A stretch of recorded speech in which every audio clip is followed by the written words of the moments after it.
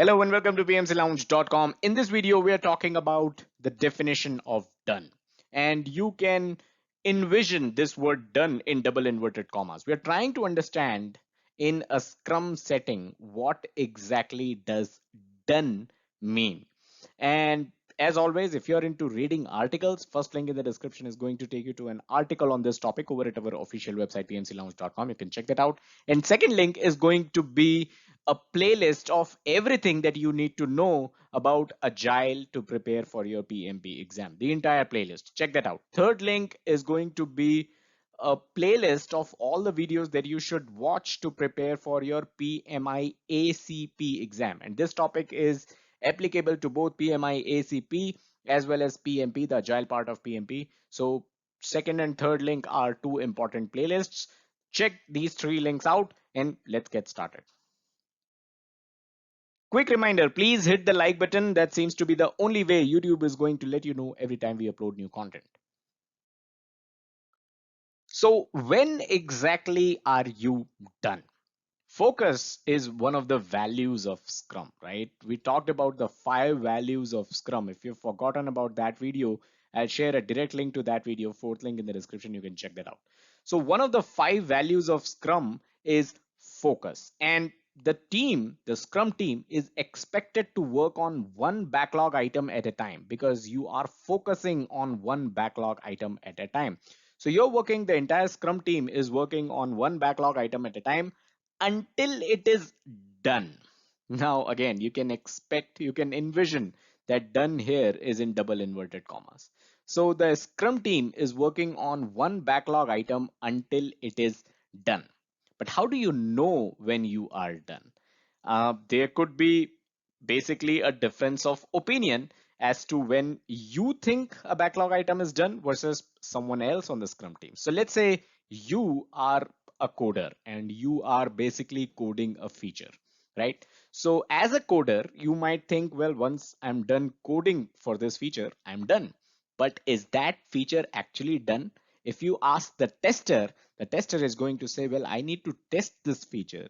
And only after it is tested and only after all the test cases are passed, that's when I can say that this feature is done. But once all testing is done, enter the person responsible for documentation of the feature. And the documentation person is going to say, well, once you are coded, once you have tested for this feature, I need to document about this feature in our release notes, in whatever documentation that needs to go out with this feature, right? So once that documentation is in place, only then you can say that you are done. And that is why there has to be a definition of done, because different team members in your Scrum team may have a difference of opinion when they think the feature is actually done. And that is why, like I said, Scrum teams have a definition of done. So let's talk more about this definition of done. From the previous example that I cited, is it okay to say that once you code a feature, test it, and document it, you are basically done? Well, that is not necessary, because every item or every feature in the backlog can actually have a different definition of done.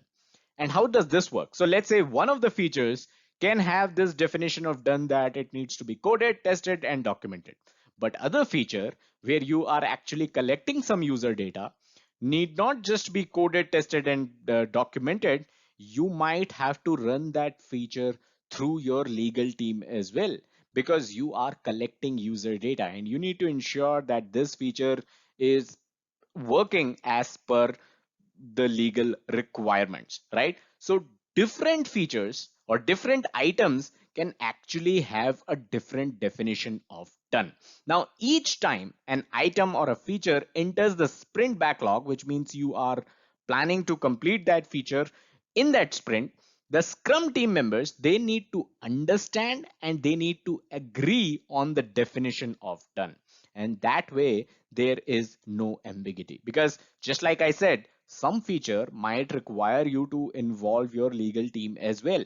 So everyone needs to understand and need to agree that we need a legal go vote before we can say that this feature is done. And that's how definition of done basically avoids ambiguity. Now, since each item in the backlog has a definition of done, the entire increment actually has a definition of done, because every item anyways has a definition of done. And the Scrum team is committed to delivering an increment, not just a feature, but an entire increment that satisfies the definition of done at that increment level at the end of the sprint.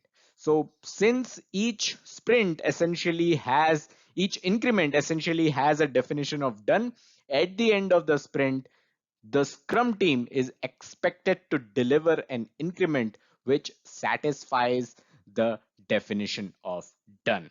And that is what the Scrum team is committed to. Here's a fantastic free course for you. Head over to pmclounge.com/pm101. This is known as Project Management 101, a free 90 minutes, 1.5 hour class for you. This is basically your gateway to the world of project management. Check it out.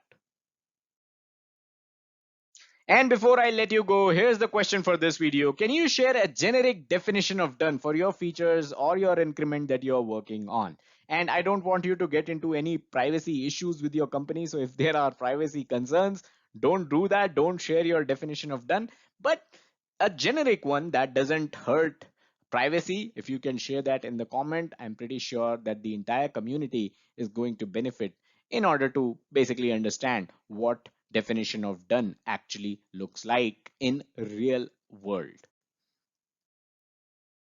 So that's all that we had in this video. I hope you got value out of it. I hope you were able to understand what definition of done really is and why it is so important. Subscribe to this channel, hit the bell icon to stay notified every time we upload new videos, and don't forget to check out the website pmclounge.com, your #1 free PMP and project management resource.